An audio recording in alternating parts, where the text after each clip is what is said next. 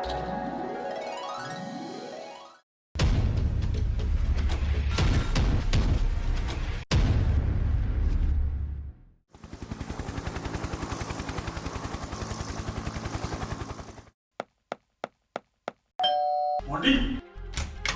हाँ मोटी कहाँ है तू यार? सुबह से कितने फोन किए तुझे, अभी मिस कॉल दे क्या?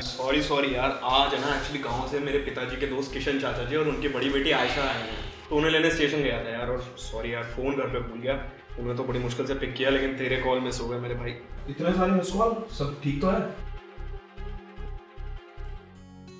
और अजय चाचा जी हैं, दूसरी जगह खुश हो।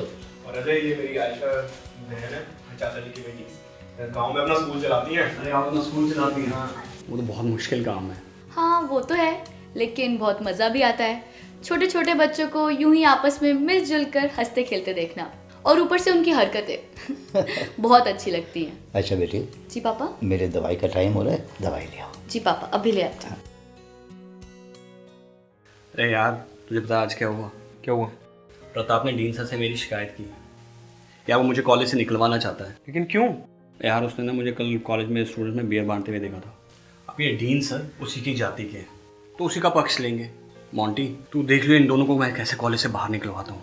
लेकिन एक सेकंड, कॉलेज में बियर, ये सब क्या है? मैं कॉलेज में वो स्टूडेंट यूनियंस के इलेक्शन चल रहे हैं। क्या तुम इलेक्शन लड़ रहे हो? नहीं यार, वरुण मेरा खास दोस्त है, उसी के लिए। अरे बस कर यार अजय, ये फालतू की पॉलिटिक्स है, इसे छोड़ दे। और ये वरुण कब से तेरा खास हो गया? हाँ, मुझे लगता है दोस्त वो तुम्हारा गलत इस्तेमाल कर रहा है। मेरी बात मान और ये पॉलिटिक्स छोड़ दे यार। पॉलिटिक्स? ये आज़ादी की लड़ाई है।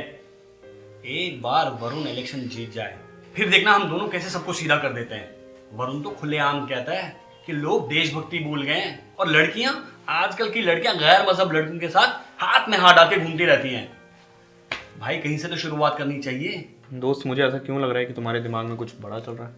बहुत जल्दी समझ गया तू, बहुत जल्दी समझ गया बेटा। सुन, वरुण के कुछ खास लोग हैं, उन्होंने एक सुझाव दिया है।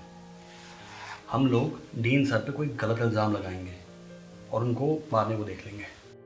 अरे भाई, लेकिन ऐसा क्यों कर रहे हो तुम लोग? उन डीन सर के बारे में मैंने सिर्फ अच्छी बातें सुनी है, तो भाई क्यों निकलवाना चाहते हो उन्हें? अरे उसके बाद अपनी ही कास्ट के किसी प्रोफेसर को डीन बना देंगे और अपनी आज़ादी 100%। पर बेटा अजय, ये तो आज़ादी पाने का गलत तरीका है ना। चाचा जी, शायद आपको 1947 के बारे में नहीं मालूम, हम लोग उन्हें कैसे गलत तरीके इस्तेमाल किए थे अंग्रेजों को बाहर निकालने के लिए। अजय, चाचा जी के पिताजी फ्रीडम फाइटर थे। मुझे मालूम नहीं था। अरे कोई बात नहीं बेटा, कोई बात नहीं।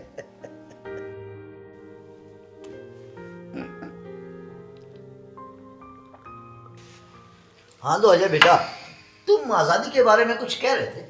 जी चाचा जी। हाँ, मगर मैं उस आज़ादी के बारे में बात कर रहा हूँ जो कॉलेज के सिद्धांतों से जुड़ी हुई है, जहाँ पर नियम की आड़ में आप छात्रों पे जोर जबरदस्ती नहीं कर सकते, खास करके अगर वो छात्र यूनियन से जुड़ा हुआ। देखो बेटा अजय, मैं किसी बहस में नहीं पढ़ना चाहता, लेकिन हाँ, मैं तुमसे एक बात जरूर पूछना चाहूंगा कि तुम्हारी नज़र में आज़ादी का सही मतलब क्या है? चाचा जी, आज़ादी का मतलब कि हम किसी के रास्ते में रुकावट ना बने और देश में कायदे कानून से अपना काम करें। सही कहा बेटा। चलो, इससे ये तो पता चला कि आज़ादी के बारे में तुम्हारी पुख्ता राय है। लेकिन बेटा, क्या तुम जानते हो कि हम अंग्रेजों से ये लड़ाई कैसे जीत पाए, जबकि वो हमसे कहीं ज्यादा ताकतवर थे? क्योंकि हमें आज़ादी चाहिए थी किसी भी कीमत पर। जैसे कि मुझे। सही कहा बेटा, लेकिन तुमने इसका सबसे प्रमुख कारण नहीं बताया। आप ही बताइए चाचा जी। क्योंकि हमारे पास एकता और अखंडता थी। एकता और अखंडता? उस समय हमारी सोच एक थी और सभी के जहन में देश के अलावा और कुछ नहीं होता था। इसीलिए सभी धर्मों के लोग देश हित में एकजुट होकर इस लड़ाई को लड़े। अगर आज कुछ करना हो ना, तो तुम क्या समझते हो कि वो एकजुटता आज हम दिखा सकेंगे? नहीं। अरे आज तो हम सबसे पहले मजहब को ढूंढने लगते हैं, और उस समय चंद्रशेखर आजाद, भगत सिंह, सुखदेव, राजगुरु और राम प्रसाद बिस्मिल, ये तो चंद नाम है, नाम। माफ कीजिएगा चाचा जी, मैं कुछ समझा नहीं। देखो बेटा, आज हमने जिस तरह से अपने आप को जात पात में बांट लिया है, और जिस तरह से हमने अपने आप को झूठ मूठ के डेरों में बांट लिया है ना, उसे तोड़ने की जरूरत है बेटा, नहीं तो ये हमें तोड़ देंगे। कभी धर्म में, कभी देश में, कभी जाति में, कभी प्रांत में, कभी भाषा में, तो कभी रूप में, और ना जाने कितने झूठ मूठ के डेरों में। डेरे? चाचा जी, डेरे से क्या मतलब? अरे बेटा अजय, आज जिस तरह से हमने बांट कर अपनी सोच को छोटा कर लिया है ना, उसका फायदा कुछ सियासी लोग उठा रहे हैं। हमारे बीच विवाद पैदा कर हमें संगठित नहीं होने दे रहे। देखो बेटा, आजकल कुछ लोग ये मानने लगे हैं कि हिंदू मुस्लिम के रिश्ते पहले जैसे नहीं रह गए हैं और उनमें मन मुटाव होना आम बात हो गई है। लेकिन बेटा, ऐसे सच्चे किस्से मौजूद हैं जिसमें सबसे पहले लोगों ने अपने आप को भारतीय मानते हुए एक दूसरे के धर्म की इज्जत ही नहीं की, बल्कि लोगों की मदद भी की है। और बेटा, सही मायनों में भारतीय संस्कृति का यही सार है। और बेटा, सबसे मजेदार बात यह कि एक मरता हुआ इंसान जिसे खून की सख्त जरूरत है, उसके यही रिश्तेदार जब ब्लड बैंक जाते हैं ना खून लेने, तो कोई नहीं कहता कि ये किस मजहब का खून है, या हमें तो अपने ही मजहब का खून चाहिए वरना हम नहीं लेंगे। सही कहा आपने, पर ये बातें मुझे क्यों समझा रहे हैं? अजय बेटा, मैंने आज तुम्हें तुम्हारे डीन सर के बारे में कहते हुए सुना था। उस भले इंसान को तुम क्यों निकालना चाहते हो ये तो मैं नहीं जानता, लेकिन अजय बेटा, मैं एक बात जरूर कहना चाहूंगा कि कोई भी बड़ा फैसला लेने से पहले ये अच्छी तरह से देख लेना कि कहीं कोई हमारा गलत इस्तेमाल तो नहीं कर रहा। कहने का मतलब ये है कि किसी और की बातों में आकर हमें गलत काम करने से बचना चाहिए, क्योंकि यही गलत संगत हमें झूठ मूठ के डेरों में बांटती है। लेकिन आयशा, ये लोग हैं कौन और क्यों हमें बांटना चाहते हैं? नेता, कुछ धर्म के नाम पर चलने वाली ठगी संस्थाएं जिनका एकमात्र लक्ष्य है हमें झूठ मूठ के डेरों में बांटना और हम पर हुकूमत करना, ताकि कभी भी हम लोग एकजुट ना हो पाए और इनकी सत्ता ऐसे ही चलती रहे। हाँ, और सत्ता को हथियाने और अपनी स्वार्थ की पूर्ति और दूसरों की एकता की हत्या करने के लिए ही ये डेरे बनाए जाते हैं बेटा। यहाँ तक कि इस स्वार्थ की राजनीति ने तो सरस्वती के मंदिर तक को नहीं छोड़ा। अरे कॉलेज में तो राजनीति होनी ही नहीं चाहिए, बिल्कुल। ना कोई यूनियन होना चाहिए और ना ही स्टूडेंट्स को राजनीति में पढ़ना चाहिए। अरे हमारे माँ बाप इतनी मेहनत करके एक एक पैसा जोड़ के हमें कॉलेज पढ़ने के लिए भेजते हैं या राजनीति करने के लिए? आयशा, शायद मैं आपकी इस बात से सहमत नहीं हूँ। कुछ लोग देश को बर्बाद करने में लगे हुए हैं, तो कहीं तो शुरुआत करनी होगी, कुछ तो करना पड़ेगा ना हमें। तो इसमें हर्जी क्या है? अजय, ये काम आपका नहीं है। देश के संविधान के प्रति ये हम सबका फर्ज है कि हम कोई भी ऐसा काम ना करें जिससे देश की एकता को चोट पहुंचे, और हम सबको राजनीतिक पार्टियों का मोहरा बनने से खुद को रोकना होगा। अरे हाँ, मोहरे से मुझे याद आया भाई, ये शतरंज का खेल देख रहे हो ना तुम, इससे शायद तुम्हारी सोच को कोई नई दशा मिल सके। ये देखो, ये राजा है यानी कि शासक, और तुम कह सकते हो कि एक डेरे का मालिक, ठीक है। और इन लोगों को देख रहे हो, ये हैं राजा के चापलूस बाशिंदे जो अपने राजा की हर एक गलत बात को सही मानते हुए उनकी सेवा करते हैं, यानी कि उसके डेरों की हिफाजत करते हैं। और ये देखो, अंत में आते हैं ये प्यादे, जैसे कि आम जनता, और इन्हीं के पैसों की मदद से ये डेरे बनाए जाते हैं और चलाए जाते हैं। इन लोगों को क्या मिलता है? सिर्फ और सिर्फ कुर्बानी। चाचा जी, हम इन लोगों का सामना कभी नहीं कर सकते? क्यों नहीं? एक अकेली चींटी भी एक हाथी जैसे बड़े जानवर को ढेर करने का मादा रखती है। आयशा बेटी। जी बाबा। बेटे, मैं अंदर जा रहा हूँ, हाँ। मेरे लिए कप चाय। अब पिला।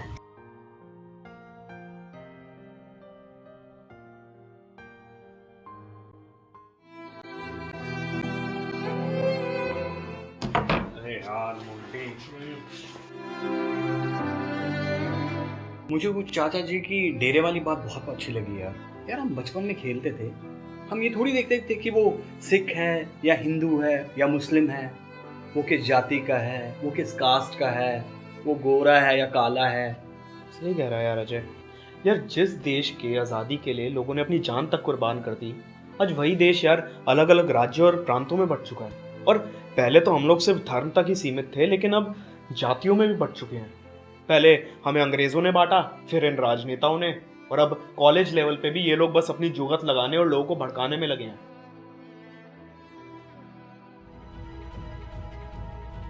हाँ क्या? अबे क्या बोल रहा है? कब? क्या हुआ? अच्छा रख। क्या हुआ? पुलिस। क्या पुलिस? वरुण को पुलिस उठा के ले गई है और प्रताप ने कुछ कह दिया होगा और वो मेरे बारे में पूछताछ कर रही है। अरे यार, क्या करूं, मुझे कुछ समझ नहीं आ रहा। मोंटी मैं यहाँ से भाग रहा हूँ यार।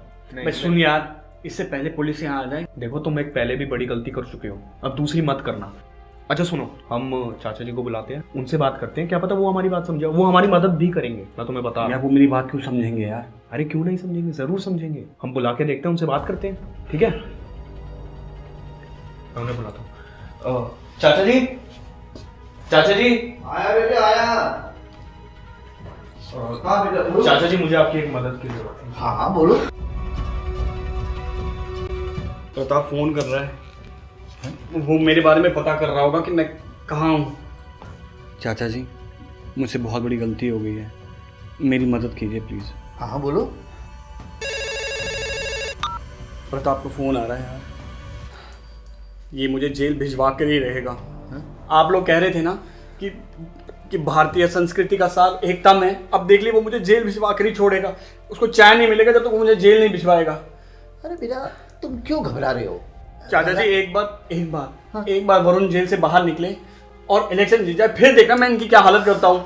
एक बात मैं कह देता हूँ, जो कुछ भी हुआ है ना, सब तुम्हारे गलत फैसले की वजह से हुआ है। खैर कोई बात नहीं, अभी कुछ नहीं बिगड़ा है। अगर तुम मेरी बात मानो तो मैं तुम्हें कुछ सुझाव दे सकता हूँ, लेकिन बेटा एक बात है, करना तुमसे खुद से पड़ेगा। चाचा जी आप ही बताइए क्या करना होगा। तुम ऐसा करो, सबसे पहले अभी के अभी तुम अपने डीन सर से बात करो। हेलो डीन सर मैं अजय बोल रहा हूँ। सर मुझसे बहुत बड़ी गलती हो गई है सर।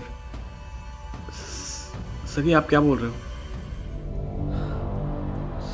ठीक है सर, हाँ अभी करता हूँ फ़ोन सर अभी करूँगा उसको phone. Thank you sir. Pratap को फ़ोन कर रहा हूँ। हाँ लेकिन हुआ क्या? हेलो प्रताप भाई, सॉरी यार। क्या हुआ? क्या हो गया दोस्त? डीन सर ने क्या कहा? डीन सर ने फ़ोन पे बताया कि वरुण को पुलिस पकड़ के ले गई है।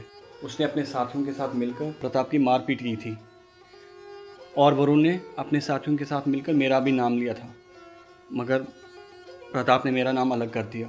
कि भाई उसने मेरा नाम अलग क्यों कर दिया? तो उसने बताया कि ये सब उसने डीन सर के कहने पे किया है, क्योंकि डीन सर को पता थी कि मैं वरुण की गलत संगत में पड़ गया हूँ। और प्रताप ने एक और चौंका देने वाली बात बताई। वो क्या? आपको मैंने वो बियर वाली बात बताई थी। तो वरुण ने प्रताप से कहा था कि जो कॉलेज में सारी बियर बट रही है वो अजय खुद ही बांट रहा है, और जितने भी गलत काम कर रहा है वो खुद ही उसके जिम्मेदार है। और हाँ, प्रताप से ये भी कहा था कि डीन सर से मेरी शिकायत कर दे। प्रताप ने जब ये सब सुना तो उसको पूरा यकीन हो गया कि वरुण मेरा गलत इस्तेमाल कर रहा है। और जब यही सब बताने के लिए वो मेरे पास आ रहा था तो वरुण ने अपने साथियों के साथ मिलकर उसकी मारपीट की। मैं बहुत शर्मिंदा हूँ, बहुत शर्मिंदा। अरे धन्यवाद चाचा जी, आपने सही समय पे मेरी आंखें खोल दी। मैं फिर से गलत सोचने लग गया था। बेटा ऐसा नहीं सोचते, मैंने कुछ नहीं किया, जो कुछ किया है तुमने खुद किया है। अरे मैंने तो तुमको राह दिखाई थी, तुमने हिम्मत करके अपने आसपास बने हुए झूठ मूठ के डेरों को तोड़ा है और अपनी सोच को बड़ा किया है, उसका दायरा बड़ा किया है, और परिणाम तुम्हारे सामने है। सुनो बेटा, मैं आज तुम सबको अपनी बनी हुई कविता सुनाता हूँ, और वो भी एक गाने के रूप में। लो सुनो।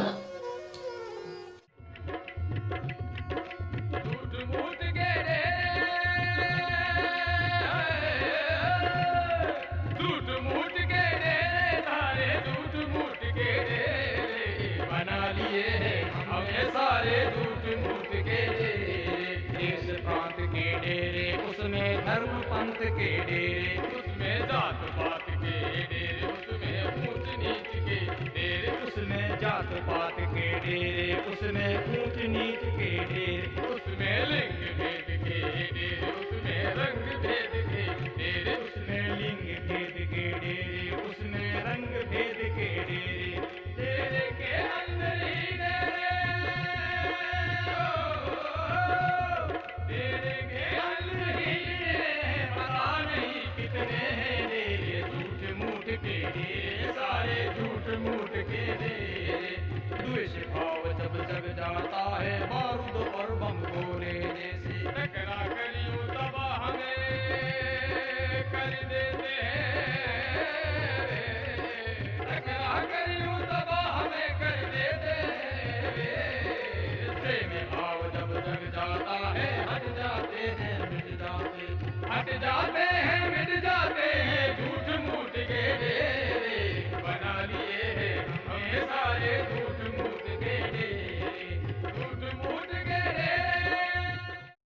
भारतीय संस्कृति तभी तक जीवित है जब तक हम सब एकजुट हैं।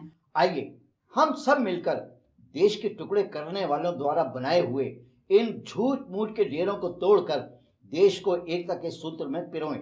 और ये शपथ लें कि किसी भी धर्म या जाति से पहले हम भारतीय थे, भारतीय हैं और भारतीय रहेंगे। जय हिंद, जय भारत।